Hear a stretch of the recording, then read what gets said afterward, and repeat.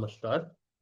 आज का जो हमारा टॉपिक है वो ये टॉपिक है कि लाइफ में कभी कभी कुछ लोग आते हैं और आकर चले जाते हैं, लेकिन लाइफ को पूरी तरह हिला डालते हैं। या लाइफ की कुछ ऐसी एक्टिविटीज होती है जो हम कभी कभी हमारी कंट्रोल से बाहर हो जाती है। कभी कभी ये पॉजिटिव भी होती है और कभी कभी ये नेगेटिव भी होती है। तो जो कुंडली का जो पांचवा भाव होता है ना, पंचमेश जो होता है, कुंडली के पांचवें भाव का स्वामी जो होता है, उसका संबंध कहीं ना कहीं पिछले जन्म से होता है, पास्ट लाइफ से होता है। और वो लॉर्ड ना जिस भी भाव में बैठ जाए, वहां से रिलेटेड एक्टिविटी कभी कभी हमारे साथ इस तरह से होती है कि हमारे कंट्रोल से बाहर हो जाए। दुनिया कहती है कि भाई आप ना इस चीज में बड़े अच्छे हो। हम भी कहते हैं हाँ अच्छे हैं, लेकिन अंदर से हमें पता है कि ये कैसे हो गई मालूम नहीं है। ठीक है ना। तो ये हमारे वीडियो का आज का टॉपिक रहेगा। स्टार्ट करते हैं अपना वीडियो।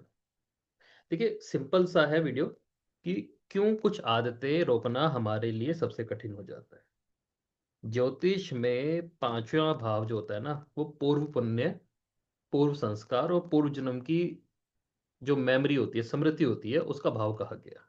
ठीक है ना। यह भाव जो है ना, ये नहीं बताता कि हम क्या सोचते हैं।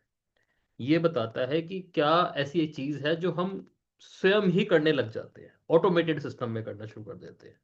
तो पंचम भाव का स्वामी जिस भी भाव में बैठता है, वहां व्यक्ति का कोई ना कोई ऐसा रिलेशन बनता है जो पास्ट लाइफ से होता है, जिसकी वजह से उस भाव से रिलेटेड एक्टिविटीज, गतिविधियां कभी कभी हमारी रोकने की क्षमता यानी कंट्रोल से बाहर हो जाती है, या उसमें बदलाव करना या उसको छोड़ देना बहुत कठिन हो जाता है।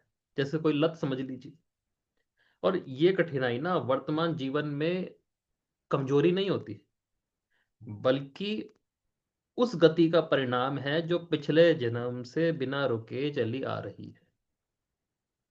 इसलिए पंचम भाव के स्वामी को यदि ठीक से नहीं समझा जाए, तो व्यक्ति वही गलती बार बार दोहराएगा, वही पैटर्न में बार बार जिएगा जिसमें वो पीछे से जीता आ रहा है। ठीक है ना। उसे पता लगेगा कि लाइफ में मेरे एक टाइप का पैटर्न चलता आ रहा है, और वो खुद ये कहेगा कि ना मुझे पता है, फिर भी मैं नहीं रुक पाता, मैं इस चीज को नहीं रोक सकता, मैं इसे कंट्रोल नहीं कर सकता। ठीक है ना। अब इसको समझने के लिए हम यही समझते हैं कि पंचम भाव का स्वामी यदि अलग अलग भावों में बैठ जाए, तो पूर्व जन्म का कौन सा संस्कार एक्टिव रहता है। जैसे पंचम भाव का स्वामी पहले भाव में आ जाए, ठीक है, तो ये संकेत होता है एक तरह का कि पास्ट लाइफ में व्यक्ति की पहचान खूब थी, बहुत मजबूत थी। कई बार ऐसे व्यक्ति से हम पूछते भी हैं कि भाई आपके दादा परदादा कुछ बड़े इंसान थे क्या। और उसने अपने मैं को बहुत ज्यादा वैल्यू दी थी, प्रायोरिटी दी थी, प्रमुखता दी थी। और इस लाइफ में क्या दिक्कत आ रही है कि ऐसा व्यक्ति वर्तमान जीवन में अपनी सोच, अपने स्वभाव और अपनी जो इमेज है, छवि है, उससे ना आसानी से अलग नहीं हो पा रहा होता।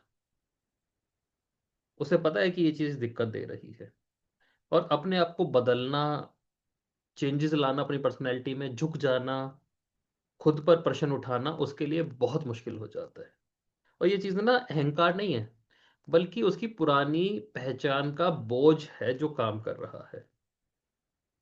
और ऐसा व्यक्ति जैसे ही झुकना सीख जाता है भगवान के आगे, क्योंकि क्या है, इंसानों में तो आप एक डिस्क्रिमिनेशन कर सकते हो, भेदभाव कर सकते हो, भगवान आपको पता है कि आपसे बहुत ऊपर है।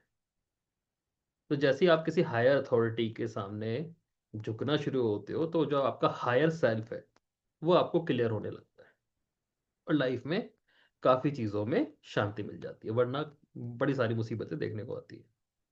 पंचम भाव का स्वामी सेकंड हाउस में आ जाए, तो पूर्व जन्म का संबंध वाणी से है, भोजन से है, धन से है, परिवार से रहा होता है।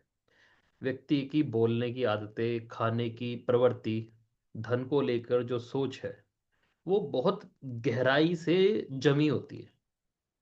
और करंट लाइफ में ये जानते हुए भी अपनी वाणी खर्चा करने की आदतों को कंट्रोल नहीं कर पाते। क्योंकि ना अब सब कुछ सिर्फ बिहेवियर पर डिपेंड नहीं कर रहा, बल्कि वो संस्कार का हिस्सा बन चुका है। और जैसे ही ऐसा व्यक्ति अपनी वाणी को ठीक करने की कोशिश करे, क्योंकि जहां पांचवें भाव का स्वामी आ रहा है ना, उस चीज की आपने प्रैक्टिस बहुत ज्यादा कर रखी है, तो वाणी में ही दिव्यता झलकने लगती है, डिविनिटी झलकने लगती है। बात ये नहीं है कि वो चीज खराब फल दे रही है अच्छा फल दे रही है, बात है ये वो इंटेंस है, और उसे सही रखना बहुत जरूरी है, वरना वही गलती जो पिछली बार हुई थी अब की बार भी हो जाएगी। ठीक है ना। पांचवें भाव का स्वामी तीसरे भाव में आ गया, अपने से 11वां आ गया। तो व्यक्ति में पूर्व जन्म का साहस है, संघर्ष है, जोखिम है, और अपनी इच्छा के हिसाब से वो जिंदगी जी चुका है, इच्छा प्रधान व्यक्ति इसे बोलते हैं। ठीक है ना। इस जन्म में उसकी जो रिएक्शंस होंगे ना, वो बहुत तीव्र होंगे, तेज होंगे, सडन होंगे। बोल देना, मैसेज कर देना, जवाब दे देना, सब कुछ बिना रुके उससे हो ही जाएगा। मतलब थोड़ा सा ब्रेक भी नहीं ले पाएगा। और तीसरे भाव में स्थित पंचम भाव का जो लॉर्ड है, वो व्यक्ति को जल्दबाज बना देगा, जिसे इम्पल्सिव बोलते हैं। और इस चीज को, इस आदत को रोक पाना उसके लिए मुश्किल हो जाता है। कंट्रोल क्या करना है, बस इस चीज पर करना है कि बोलने से पहले 1 सेकंड रोक ले अपने आप को। ठीक है ना। पंचम भाव का स्वामी चौथे भाव में आएगा तो क्या होगा कि ये पूर्व जन्म के भावनात्मक जुड़ाव को दिखाएगा। व्यक्ति पहले भी भावनाओं से, परिवार से, मानसिक सुरक्षा से बंधा रहा है, एक कंफर्ट जोन से बंधा रहा है, बहुत ज्यादा इमोशनल हो सकता है। और इस जन्म में भी वो अपने कंफर्ट जोन से बाहर आने में मुश्किल फेस करेगा, संघर्ष रहेगा। और जहाँ इमोशनल हैबिट्स हैं, पुरानी यादें हैं, मानसिक लगाव हैं, ये छोड़ना उसके लिए मुश्किल हो जाता है। यहीं पर हम देखेंगे तो थोड़ा सा और पैटर्न देखने की कोशिश करेंगे। जैसे थर्ड हाउस था, तो कोई दोस्त ऐसा आएगा जो लाइफ को पूरी तरह हिला जाएगा, पॉजिटिव या नेगेटिव हो सकता है। चौथे भाव में क्या होगा, माता, माता जैसी फीमेल कोई आएगी जो लाइफ को पूरी तरह हिला जाएगी। ठीक है ना। और उनसे संबंध हमें ऐसा लगेगा कि बहुत पहले का है। पांचवें भाव का स्वामी पांचवें भाव में आ जाए तो क्या होगा, अपने ही भाव में आ गया। और ये बहुत मजबूत पूर्व जन्म का संकेत देता है। व्यक्ति अपने टैलेंट, प्रेम संबंध, क्रिएटिविटी, मंत्र शक्ति के साथ ही जन्म लेता है। और इन्हीं चीजों के साथ उसका लगाव भी हद से ज्यादा होता है। ठीक है। और जानता है वो, जैसे सपोज करो किसी अफेयर में पड़ गया, उसे पता है ये गलती हो रही है या यहां तक जाना है, लेकिन फिर भी वो नहीं रुक पाएगा। ये दिक्कत देखी जाती है। उसको सही और गलत की पूरी तरह पहचान है, लेकिन कुछ एक्टिविटीज या लाइफ में जब कोई प्रेमी आएगा, रिलेशन में जब ये आएगा, तो इसको ना एहसास होगा कि इसका कहीं ना कहीं थोड़ा सा मेरे से रिलेशन तो है, मेरी कोई ना कोई जानकारी तो है। कुछ केसेस में देखने को भी मिल जाती। ठीक है ना। ड्राइंग की आदत है, तो पहली कक्षा में, दूसरी कक्षा में ही इतनी बेहतरीन ड्राइंग बन रही है जैसे कोई बड़ी क्लास का बच्चा बना रहा हो, क्योंकि ये टैलेंट है उसके अंदर। तो ऐसे लोगों को ना मंत्र करते रहना चाहिए। जो लोग मंत्र नहीं कर सकते तो उनको अफर्मेशंस का सहारा लेना चाहिए, शब्दों को सही गति में ढाल देना। तो इनके अंदर की जो इम्पल्सिवनेस है, और जहां कंट्रोल करना था ये नहीं कर पाए, वो चीज कंट्रोल होने लगती। पंचम भाव का स्वामी छठे भाव में आ जाए तो पूर्व जन्म के ऋण, सेवा, संघर्ष को दिखाती है कि पूर्व जन्म में आपने खूब सेवा करी है, स्ट्रगल भी खूब किया है। और इस जन्म में हो सकता है कि आपके लाइफ में स्ट्रगल ना हो, लेकिन फिर भी अंदर से स्ट्रगल चलता जा रहा है, चाहे वो मानसिक रूप से हो या शारीरिक रूप से हो। सेवा करने का आपका मन करता ही करता है। ठीक है। तो इस जन्म में भी व्यक्ति बार बार संघर्ष में उलझेगा। अब ये संघर्ष मानसिक भी हो सकता है, शारीरिक भी हो सकता है। नहीं तो क्या होगा, खुद से लड़ना, दूसरों से तुलना करना, या इनकी तुलना दूसरों से की जाएगी जो इन्हें पसंद नहीं होगी। लगातार समस्याएं पैदा करना उसकी आदत बन जाती है। कोई समस्या नहीं है तो भी वो समस्या पैदा कर लेगा, क्योंकि इस वजह से ना उसे शांति चुनने में बड़ी कठिनाई होती है। शांति मिल भी जाए तो भी उसके लिए शांत रहना मुश्किल हो जाता है, क्योंकि उसका जो मन है ना वो स्ट्रगल में एक तरह से ट्रेन हो चुका है। और जब व्यक्ति ऐसे कॉम्पिटिटिव एनवायरनमेंट में जाता है ना, तब ज्यादा ठीक रहता है। पांचवा भाव क्या है, क्रिएटिविटी। छठा भाव क्या है, डिसीज। तो क्रिएटिव डिसीज हो जाती है, मतलब कोई बीमारी का सिर पैर नहीं है लेकिन फिर भी कोई ना कोई बीमारी क्रिएट कर लेंगे, मानसिक ही क्रिएट कर लेंगे, कुछ भी सोच जाएंगे। तो ऐसे लोगों को ऐसे एनवायरनमेंट में जाना जहाँ सच में ही आपको कॉम्पिटिटिव होना पड़ता है, तब जाकर अच्छे से ये लाइफ चला पाते हैं। पंचम भाव का स्वामी सप्तम भाव में आ जाए तो ये दर्शाएगा कि पूर्व जन्म में कुछ संबंध थे जो अधूरे रह गए थे। इस जन्म में व्यक्ति रिश्तों में बहुत गहराई से जुड़ता चला जाएगा, क्योंकि उसे वो अधूरापन पूरा करने का मन करेगा। उसकी जो एक्सपेक्टेशंस है, अटैचमेंट है, इमोशनल प्रोजेक्शंस हैं, उनको रोक पाना बहुत मुश्किल हो जाएगा। वो हद से ज्यादा एक्सपेक्ट करने लगेगा जो सामने पर्सन आएगा। तो वहीं पर ही धोखे का योग भी बन जाएगा, चीटिंग का भी बन जाएगा। जब आप सामने वाले को अपनी सारे लूपहोल्स दे ही रहे हो और ये बता रहे हो कि वो हमारे लिए कितनी इंपॉर्टेंस रखता है, तो कहीं ना कहीं प्रॉब्लम आनी शुरू हो जाती है। और ये जो पैटर्न है ना, हर संबंध में ये व्यक्ति दोहराएगा। ठीक है, तो ऐसे केसेस में सेल्फ पर काम करना ज्यादा जरूरी हो जाता है। कुछ हद तक कंट्रोल करना अपने आप को जरूरी हो जाता है। या ऐसे भगवानों की पूजा करनी चाहिए, क्योंकि पंचम भाव का संबंध आ जाता है पूजा से, जो कपल गॉड होते हैं, जैसे राधा कृष्ण हो गए, सीताराम जी हो गए। ठीक है ना। नहीं तो रिलेशनशिप से रिलेटेड साइकोलॉजिकल किताबें ऐसे व्यक्ति को पढ़ना चाहिए। पंचम भाव का स्वामी अष्टम भाव में। अब ये बहुत गहरा और मिस्टीरियस प्लेस है।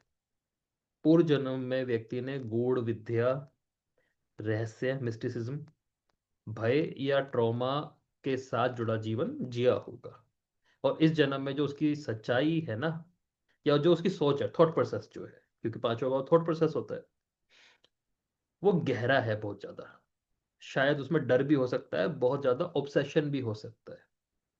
छोड़ना, भूलना, लेट गो कर देना, हल्का हो जाना, उसके लिए सबसे मुश्किल काम होते हैं। ये कहते हैं हमारे तो बचपन की मेमोरी तक नहीं भूली जा रही। ठीक है ना। पास्ट लाइफ का कोई बहुत बुरा धोखा, क्योंकि अष्टम भाव कहीं ना कहीं गुप्त संबंधों का भी होता है, इलीगल अफेयर्स का भी होता है, अनवांटेड अफेयर्स का समझ लीजिए, रेप तक का होता है। तो कभी कभी ना ऐसे थॉट्स इनको आते हैं कि मेरे साथ ऐसा कुछ गलत हुआ है। कई बार वो एक्टिविटीज इस लाइफ में भी देखने को मिल जाती है कि आप ना चाहते हुए भी ऐसी एक्टिविटीज में लिप्त हो जाते हैं।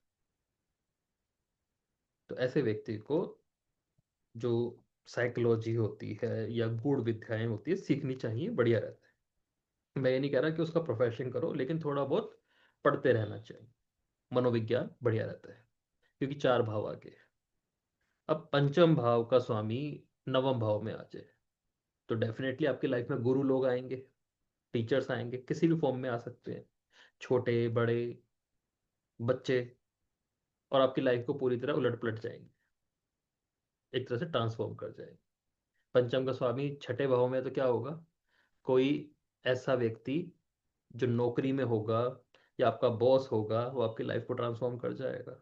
परेशानियां आपकी ट्रांसफॉर्म कर जाएंगी, रोग आपको ट्रांसफॉर्म कर जाएंगे। सप्तम में क्या होगा, कोई रिलेशन ऐसा जुड़ेगा जो ट्रांसफॉर्म कर जाएगा।